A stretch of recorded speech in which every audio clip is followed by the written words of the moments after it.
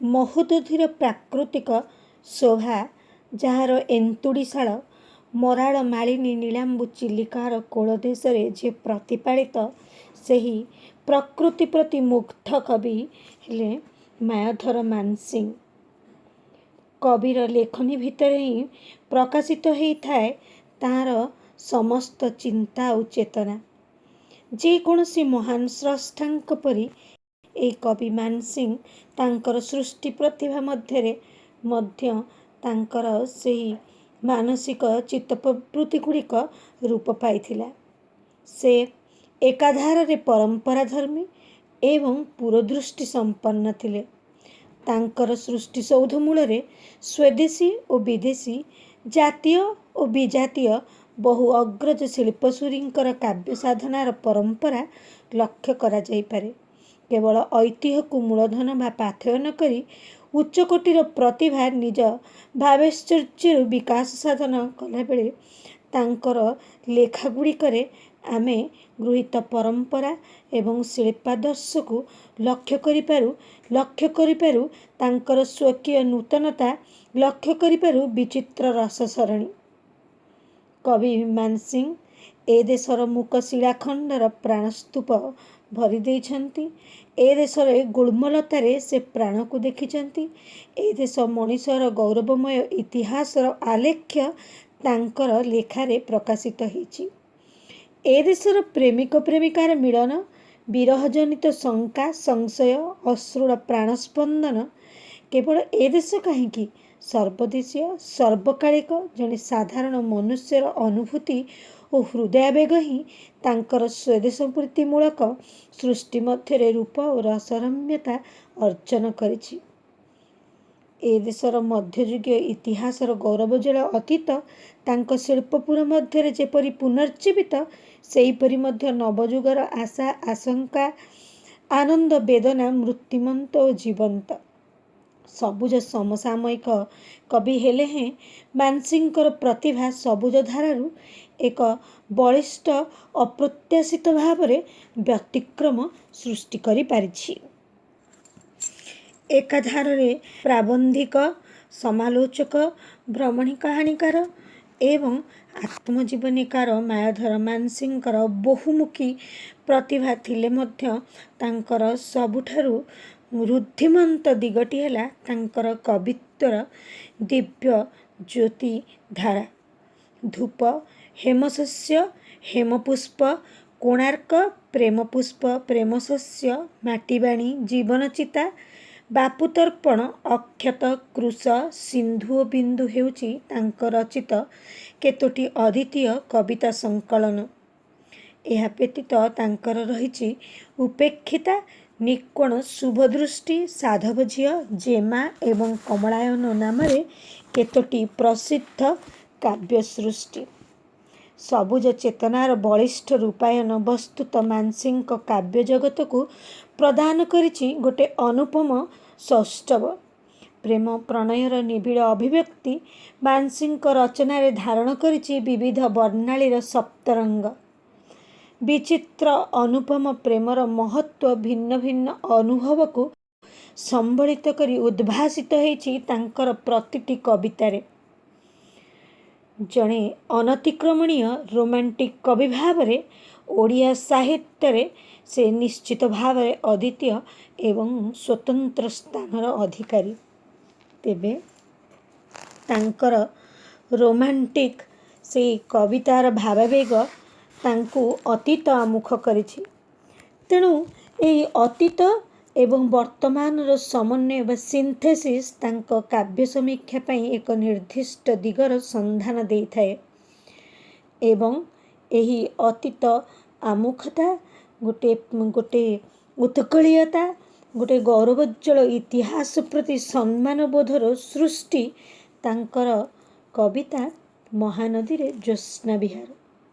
ସ୍ୱଦେଶର ପ୍ରକୃତି ମାଧୁରୀ, ମାନବିକ କୀର୍ତ୍ତିକଳାପ ଓ ଆତ୍ମିକ ରସ ସମ୍ପଦକୁ ହିଁ ନେଇ ଗଠିତ ତାଙ୍କର ଏହି କବିତା।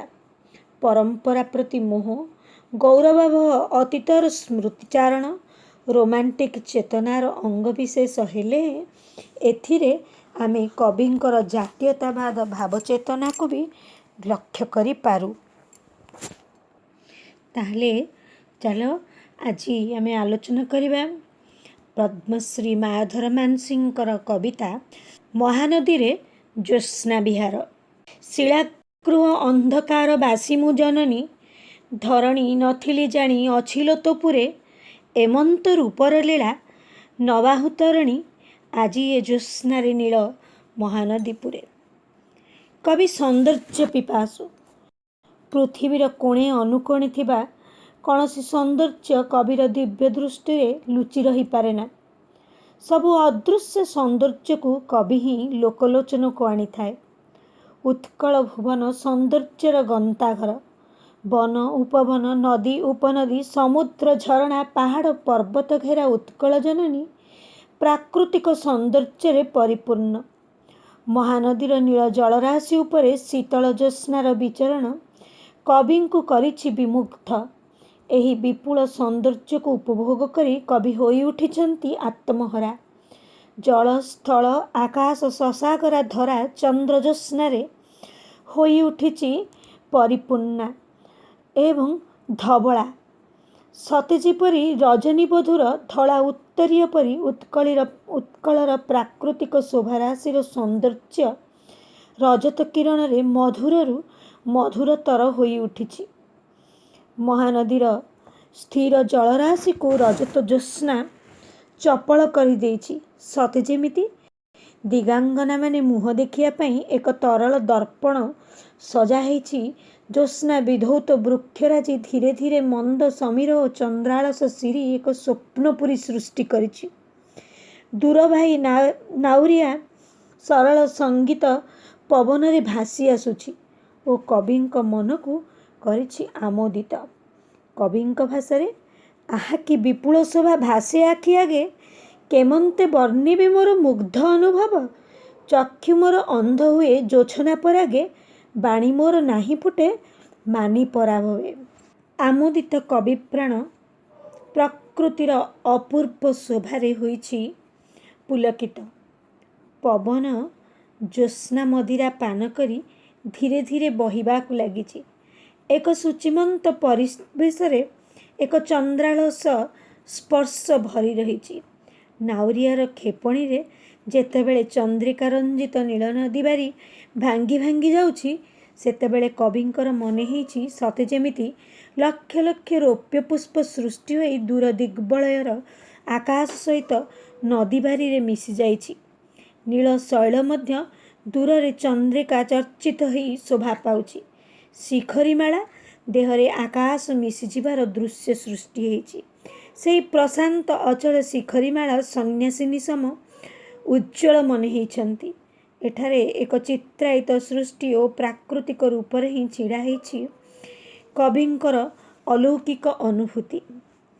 कवि मायाधर मानसिंह राधानाथंक परी प्रकृतिर रूप आस्वादन करुथिबा कवि।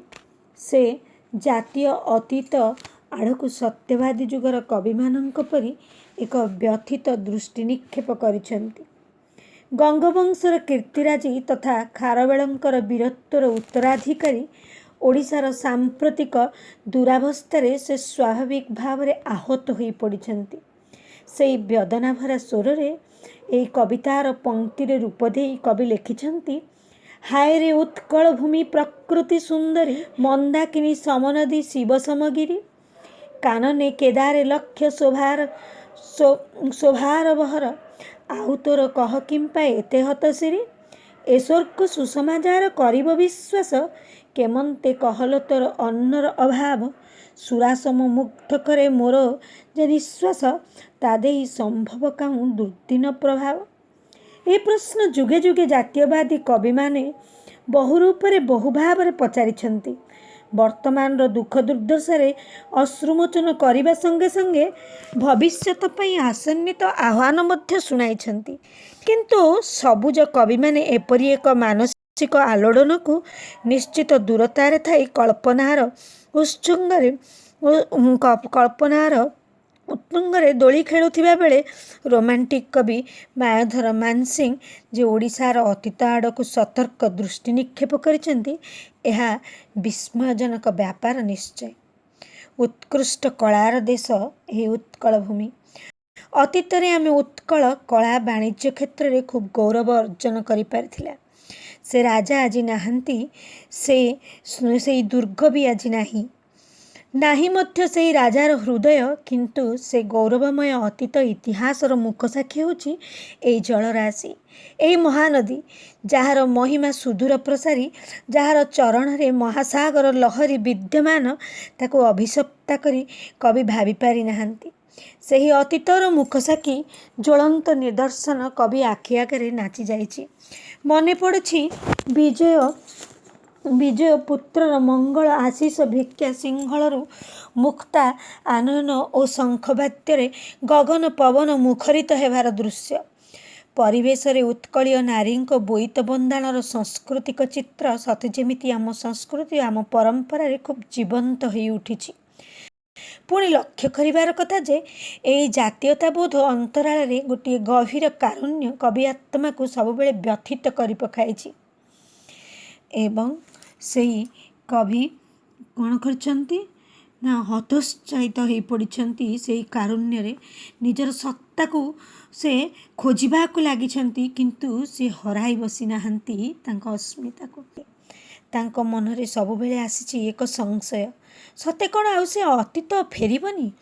ଏହି ଭାବରେ ସେ ଯେପରି ମୁହୂର୍ତ୍ତକ ପାଇଁ ଅନ୍ତର୍ଲୀନ ହୋଇ ପଡ଼ିଛନ୍ତି। କବିଙ୍କ ଭାଷାରେ, ଚିରଦିନ ପାଇଁ ସେ କି ଯାଇଛନ୍ତି ଚାଲି, ନ ଫେରିବେ ରାଜାରାଣୀ, ନ ଫେରିବେ ବୀରେ, ବୋଇତ ବନ୍ଦାଣ ଲାଗି ଏତଟି ନିବାଲି, ନାଗରିକ ପଦପ୍ରାନ୍ତ ନ ଚୁମ୍ବିବ ଧୀରେ, ଦୁର୍ଗ ଆଉ ଉଠିବନି। ମାନସିଂହଙ୍କର ଏହି ଅତୀତ ଦୃଷ୍ଟି ସମ୍ପନ୍ନତା ଥିଲା ତାଙ୍କ କାବ୍ୟଚିନ୍ତାର ଏକାନ୍ତ ଅନ୍ତର୍ଦ୍ୱନ୍ଦ୍ୱମୁକ୍ତ ସରଳ ରୈଖିକ ଗୋଟିଏ କନଭିକ୍ସନ୍ ବା ଗୋଟିଏ ଆବେଦନ। ଏ ଦୃଷ୍ଟିରୁ ସେ ଶେଷ ପର୍ଯ୍ୟନ୍ତ ନିଷ୍ପତ୍ତି ପାଇପାରି ନାହାନ୍ତି। ଫଳରେ ଓଡ଼ିଆ କବିତାରେ ଅତ୍ୟାଧୁନିକତାର ସମସ୍ତ ଆଶ୍ଲେଷ ଓ ଆଙ୍ଗିକ ଆଡ଼ମ୍ବରଠାରୁ ସେ ନିରାପଦ ଦୂରତାରେ ଅବସ୍ଥାନ କରିଛନ୍ତି। ପରୀକ୍ଷା ଓ ପ୍ରୟୋଗର ବୁଦ୍ଧିବାଦୀ ଜାଲ ଭିତରେ ତାଙ୍କ କାବ୍ୟ ପ୍ରୟୋଗର ସରଳ ସ୍ୱଚ୍ଛ ଅଭିବ୍ୟକ୍ତି ଛନ୍ଦି ହେଇଯାଇ ନାହିଁ। ମୋଟ ଉପରେ ମାନସିଂହ ସେହି ମୁହୂର୍ତ୍ତ ଯାଏ ଏକ ଐଶ୍ୱର୍ଯ୍ୟମୟ ଅତୀତକୁ, ଏକ ବିଚ୍ଛିନ୍ନ ଦୂରତାକୁ ନିରୀକ୍ଷଣ କରିବାରେ ଆନନ୍ଦ ଓ ଅଭିମାନରେ ପୂର୍ଣ୍ଣ ହୋଇଛନ୍ତି। ଅଥଚ ଯାହା ବର୍ତ୍ତମାନର ଯନ୍ତ୍ରଣା ଓ ଜଟିଳତାରୁ ଯଥାସମ୍ଭବ ବିଚ୍ଛିନ୍ନ ହୋଇ ରହିବାକୁ ନିଜର କାବ୍ୟ ତୀର୍ଥ ବୋଲି ମନେ କରି ଆସିଛି। କବି ଦୁର୍ବାର ସେହି ଅତୀତର ବନ୍ଦନା କରିଛନ୍ତି, ପୂର୍ବ ଗୌରବ, ପୂର୍ବ କୀର୍ତ୍ତିକୁ ସ୍ମରଣ କରିଛନ୍ତି। ସେ ଗୌରବହୀନ ଜାତି ବର୍ତ୍ତମାନ କଙ୍କାଳପ୍ରାୟ। ତେଣୁ କବି ତାଙ୍କ ଉଦ୍ଦେଶ୍ୟରେ କହିଛନ୍ତି, ସେ ସୌଭାଗ୍ୟ ଶେଷେ ହାୟ ଏ ଜାତିର, ଶେଷେ ନକଲା ବିଧାତା କିମ୍ପା ଏ ଗୌରବତାର। କବି ଅନୁଭବ କରିଛନ୍ତି, ସେ ସୌଭାଗ୍ୟ ଓ ଗୌରବତାରେ ପରେ ଏ ଜାତି ନିଷ୍କ୍ରିୟ ହୋଇଯାଇଛି, ମୃତପ୍ରାୟ ସୁପ୍ତାବସ୍ଥାରେ ପଡ଼ି ରହିଛି। ଏମିତି ଜ୍ୟୋତ୍ସ୍ନାଝରା ରାତି ଆସୁଛି, ଏହି ନଦୀ କଳକଳ ନାଦ କରି ବହିଯାଉଛି, କିନ୍ତୁ ଆସୁନି ନୃପତିର ଗଜଦନ୍ତ ତରୀ, ଶୁଭୁନାହିଁ ନଗରନିଧିର ଗୀତିକା, ନଦୀକୂଳ ମୁଖରିତ ବି ହେଉନାହିଁ। ଜୀବନ ଯନ୍ତ୍ରଣାମୟ, ହାହାକାରମୟ। ଭାବନା ଓ କଳ୍ପନାର କ୍ଷଣେ ଭୁଲିବାର ବେଦନା ପରିସମାପ୍ତି ଘଟେନି। ଚନ୍ଦ୍ରମା ଆକାଶରେ ଉଠିଛି, ଧରଣୀ ସାରା ଚନ୍ଦ୍ରକିରଣ ବିଚ୍ଛୁରିତ ହୋଇ ପଡ଼ିଛି।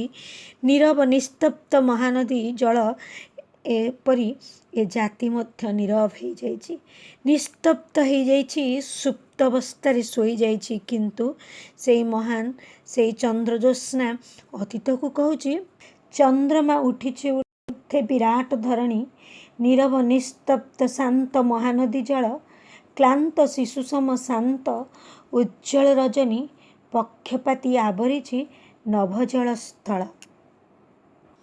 କବିତାର ଶେଷ ପର୍ଯ୍ୟାୟରେ କବି ପୁନର୍ବାର ଫେରି ଆସିଛନ୍ତି ସେହି ଚିରନ୍ତନ ପ୍ରାକୃତିକ ସୌନ୍ଦର୍ଯ୍ୟ ପାଖକୁ, ଯିଏ ଅତୀତର ସାକ୍ଷୀ ହୋଇ ଯୁଗେ ଯୁଗେ ସଚେତନ କରୁଥିବ, ଶିକ୍ଷା ଦେଉଥିବ ଆଗାମୀ ପିଢ଼ିକୁ। ସେ ଏମିତି ପ୍ରକୃତି, ଯିଏ କ୍ଷଣକ ପାଇଁ ହେଲେ ମଧ୍ୟ ଜୀବନର ଦୁଃଖକୁ ଭୁଲେଇ ଦେଇପାରିବ। କବିଙ୍କ ଭାଷାରେ, ସିଏ ବନ୍ଧୁ ବନ୍ଧୁଏ ପାଇଛି ଆଜି ଏ ଆକାଶ ତଳେ, ମୋ ଜାତି ଅତୀତ ସାକ୍ଷୀ ଏ ନଦୀ ପୁଳିନେ, ଜ୍ୟୋତ୍ସ୍ନାର ଏ ମହାଭୋଜ୍ୟ ଏ ତରଣୀ ପରେ, ଜାନୁପାତି ବନ୍ଧୁତାରେ ଘେନ ହେ ଜୀବନେ। ମାନସିଂଙ୍କର ସୃଷ୍ଟି ପ୍ରତିଭାକୁ ଆଲୋଚନାର ସବୁଜ ଅବବୋଧ ପାଇଁ, ଗୋଟେ ସହଜ ଅବବୋଧ ପାଇଁ, ମୁଖ୍ୟତଃ ସୌନ୍ଦର୍ଯ୍ୟ, ପ୍ରଣୟ, ସତ୍ୟ ଓ ମାନବିକତା ଏବଂ ପରିଶେଷରେ ଐଶୀ ଚେତନା ଏବଂ ଗୋଟିଏ ସାର୍ବଭୌମିକ ପରିକଳ୍ପନା ଦୃଷ୍ଟିରୁ ଆଲୋଚନା କରାଯାଇପାରେ। ଅଳ୍ପ କଥାରେ କହିଲେ, ଏହି ପ୍ରତିଭା ଭାରତୀୟ ସାହିତ୍ୟ ଓ ସଂସ୍କୃତିର ପରମ୍ପରା ଦୃଷ୍ଟିରୁ ସର୍ବଦା ସତ୍ୟ, ଶିବ ଓ ସୁନ୍ଦରର ପୂଜାରୀ। ସତ୍ୟ ହିଁ ତାଙ୍କ ସମସ୍ତ ସୃଷ୍ଟି ମଧ୍ୟରେ ଏକ ସକ୍ରିୟ ଭୂମିକା ରୂପେ ତାଙ୍କର ସମ୍ବେଦନଶୀଳ ଆତ୍ମା ଓ ସହଜ ବୌଦ୍ଧିକ ଚିନ୍ତାର ବାହକ ହୋଇ ରହିଛି। ଅତୀତର ସେ ବିଭିନ୍ନ ଉପାୟରେ ବର୍ଣ୍ଣନା କରିଥିଲେ ମଧ୍ୟ ମହାନଦୀରେ ଜ୍ୟୋତ୍ସ୍ନା ବିହାର କବିଙ୍କର ସୌନ୍ଦର୍ଯ୍ୟାନୁଭୂତି ସହିତ ଗୋଟିଏ ଜାତୀୟତାବାଦୀ ଅବବୋଧ, ପରମ୍ପରା ପ୍ରତି ମୋହର ଗୋଟିଏ ସଫଳ ଚିତ୍ରଲିପି। କବି ମହାନଦୀରେ ଜ୍ୟୋତ୍ସ୍ନା ବିହାର କରୁଥିବା ସମୟରେ ଅତୀତର ସମସ୍ତ ଗୌରବାବହ ଦୃଶ୍ୟରାଜି ତାଙ୍କ ଆଖି ଆଗରେ ଗୋଟି ଗୋଟି ହୋଇ ଭାସି ଯାଇଛି ଏବଂ ସେହି ଭସା ଚିତ୍ରଗୁଡ଼ିକ ଭସାଇ ନେଇଛି ଆମମାନଙ୍କୁ ଏହି ମହାନଦୀର ଜ୍ୟୋତ୍ସ୍ନା ବିହାର କବିତା ମଧ୍ୟରେ। ଏ ଦେଶରେ ସବୁ ଥାଇ ମଧ୍ୟ ଆଜି ସେ କେମିତି ହତଶିରୀ ହୋଇ ପଡ଼ିଛି। ଉତ୍କଳର କ'ଣ ବା ଅଭାବ ଅଛି? ଗଙ୍ଗା ପରି ମହାନଦୀ, ଶିବସମ ଗିରି, କପିଳାସ କାନନ, ସବୁଜ ଶସ୍ୟକ୍ଷେତ୍ର କ'ଣ ବା ନାହିଁ ଏଠାରେ? ତଥାପି ସେ ଆଜି ଅପାଂକ୍ତେୟ କବିଙ୍କର ଖେଦୋକ୍ତି ପ୍ରକାଶ ପାଇଛି ହାୟରେ ଉତ୍କଳ ଭୂମି ପ୍ରକୃତି ସୁନ୍ଦରୀ ମାଧ୍ୟମରେ। କବି ମାୟାଧର ମାନସିଂହ ରାଧାନାଥଙ୍କ ପରି ପ୍ରକୃତିକୁ ନେଇ ସ୍ୱତନ୍ତ୍ର କାବ୍ୟ କୋଣାର୍କ ଗଢ଼ି ନଥିଲେ ମଧ୍ୟ ତାଙ୍କର ସୌନ୍ଦର୍ଯ୍ୟାନୁଭୂତି ଅବକାଶରେ ଏହି ମହାନଦୀର ଜ୍ୟୋତ୍ସ୍ନା ବିହାର ଅପରୂପ ପ୍ରକୃତି ହିଁ ରୂପଲାଭ କରିଛି। ତେଣୁ ସେ ଚିରକାଳ ପାଇଁ ସେହି ନିର୍ମଳ ରଜନୀ ଏବଂ ତା'ର ଯେଉଁ ଶୀତଳ ଶୁଭ୍ର କିରଣ ତଳେ, ଜ୍ୟୋତ୍ସ୍ନା ତଳେ ଏହି ତରଣୀକୁ ବାହି ନେଇ ଯାଆନ୍ତେ ମୃତ୍ୟୁ ପର୍ଯ୍ୟନ୍ତ ଏବଂ ସେହି ମହା ଅନ୍ଧକାର ଭିତରେ ସେ ଆଉ ଫେରନ୍ତେ ନାହିଁ, କିନ୍ତୁ ଆଗ୍ରହ କରିଛନ୍ତି, ଆଶାନ୍ୱିତ ହୋଇଛନ୍ତି ସେହି ପୂର୍ବଶ୍ରୀକୁ ଫେରାଇ ଆଣିବା ପାଇଁ। କବିଙ୍କ ଭାଷାରେ, ଇଚ୍ଛା ମୋ ହୁଅନ୍ତା ଏହି ନିର୍ମଳା ରଜନୀ, ଅସରାମ ଖୋଜୁଥାନ୍ତି ସତ୍ୟ ଶୁଭ୍ରତାରେ, ଏ ସୁନ୍ଦର ଜ୍ୟୋତ୍ସ୍ନା ତଳେ ବାହି ଏ ତରଣୀ, ମୃତ୍ୟୁ ଯାଏ ନ ଫେରି ସେ ମହା ଅନ୍ଧକାରେ। ଏହି ମହା ଅନ୍ଧକାର ଭିତରୁ କବି ଫେରିବାକୁ ଚାହିଁନାହାନ୍ତି। ମୃତ୍ୟୁ ପର୍ଯ୍ୟନ୍ତ ସେହି ମହାନଦୀରେ ଜ୍ୟୋତ୍ସ୍ନା ବିହାର କରିଥାନ୍ତେ, ତାଙ୍କ ତରଣୀ ଭାସି ଯାଉଥାନ୍ତା ଏବଂ ଅତୀତର ସମସ୍ତ ଶ୍ରୀ ସମ୍ପଦକୁ ସେହି ଆକାଶ ତଳେ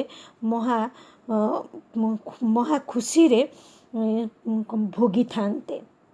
ଏଇଠି କବିତାଟି ସରି ପୁଷ୍କଳ ଅତୀତର ଅଜସ୍ର ଗୌରବ ସଙ୍ଗେ ସମସାମୟିକ ଦୟନୀୟ ପରିସ୍ଥିତିକୁ ତୁଳନା କରି କବି ଅତ୍ୟନ୍ତ ମର୍ମାହତ ହୋଇଛନ୍ତି ଆଲୋଚ୍ୟ କବିତାରେ ଏବଂ ଦେଶ ଓ ଦଶର ଦୟନୀୟ ଅବସ୍ଥାରେ ସେ ଯେଉଁ ବେଦନା ଅନୁଭବ କରିଛନ୍ତି, ଯେଉଁ ଆଶାରେ ଆଶାନ୍ୱିତ ହୋଇଛନ୍ତି, ତା'ର ଏକ ସାର୍ଥକ ରୂପାୟନ ହେଉଛି ମହାନଦୀରେ ଜ୍ୟୋତ୍ସ୍ନା ବିହାର।